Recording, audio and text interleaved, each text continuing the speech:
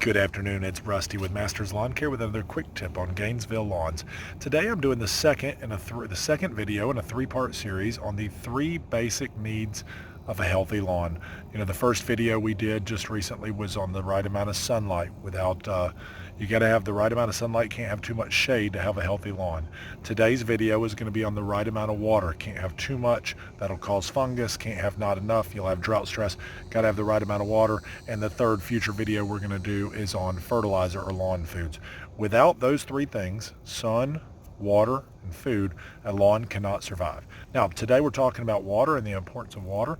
And what really comes down that we're talking about today is you've got to have the right amount of water with the right amount of sunlight. In other words, the more sunlight you have in your yard, the more water you're going to need, right? The less sunlight you have in your yard, the less water you need.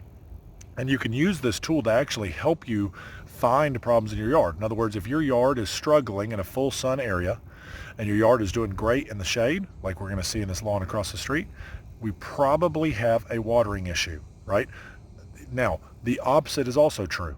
In other words, if you have a full sun area that's doing great, doing fantastic, and you have a problem in the shade, you're either got too much shade, too much water, or maybe a mixture of the two. So we can use this tool we're going to talk about today to help us make decisions. Now let's go look in the lawn. But if you can see in this lawn, you're going to see there is a bright green patch right here by the street, and then there is a really dry area here around it, okay? So if you were to take a look there, then take a look over here, you're going to see there. Now, how can you tell this is dry? Now, most people are going to go, well, it looks like hay. But before it turns brown and starts looking like hay, the biggest telling point you're going to have is that the grass starts to shrivel up. It actually starts to fold in half. And when a grass blade starts to fold in half, that's what gives it this hay-like appearance. So basically what it's trying to do is protect itself by reducing its exposure to the sun. So basically, if it folds its leaf blade in half, then half of its leaf is getting exposed to the sun versus the whole leaf. So if it has less sun exposure, it has less need for water, which is also why if you look up in that shade there, I don't want to walk up in these people's yard, this is not my client, but if you walk over here into the shade, you're going to see that the grass is actually green and healthy. So it shows you the difference in, it's probably getting the same amount of water, right, this area as that brown area over there, but the difference is different water requirements because of the sun. Same type of grass, this is a zoysia lawn, but because there's more sun, it dries out faster, makes it need more water. Another thing that you can see in this lawn is an irrigation problem. So basically what we've probably got here is a broken head somewhere else in the irrigation system. This head has lost pressure, so when the irrigation system runs, only this little green patch here is getting any water. Everything else out here is not getting any. The next point I'm going to talk about this basic need of water is going to be that different turf grasses in our area, I'm in zone 8, so we're in Gainesville, Florida, zone 8. And if you're talking about different turf grasses, we typically either have in our lawns either St. Augustine grass or zoysia grass. And if you talk about different turf grasses are going to respond in different ways, this is a perfect example. This bright green area right here, that is a predominantly St. Augustine area of the lawn. And as you come over here into this brown patch, this is predominantly zoysia. So what is causing one big patch to be a little bit greener than everything else? And I'm sure in this video it really stands out drastically. What creates that is the fact that St. Augustine's actually going to stay green longer in drought-stressed conditions. That's still going to fold up. It's going to do the same thing we showed you before. It's going to fold up in half, so it's going to look thinner.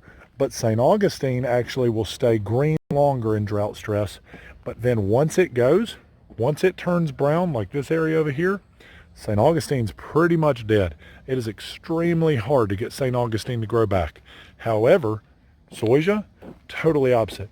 Zoysia, once it turns this brown, all you need is a couple weeks of good rain and watering and irrigation, and this is going to bounce back just fine and be pretty much as dense and as healthy as it was before it got drought stress. So that's why this, even though it looks worse in drought stress conditions, zoysia is actually known as more drought tolerant.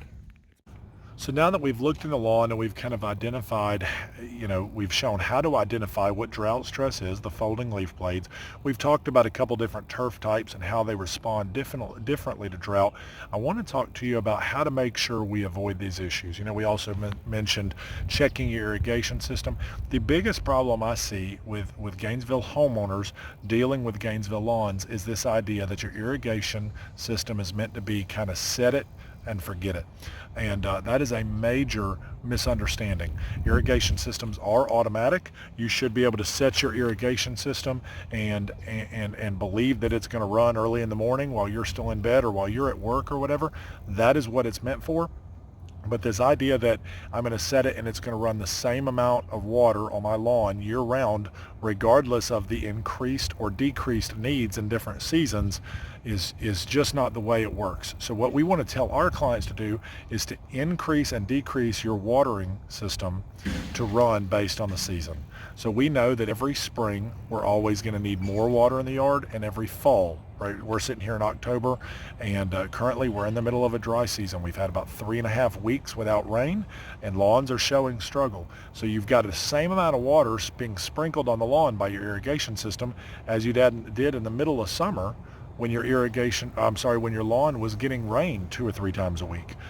Certainly rain sensors help with that, help cut the irrigation system off when you don't need it, but they don't turn the irrigation system on more when you need more water.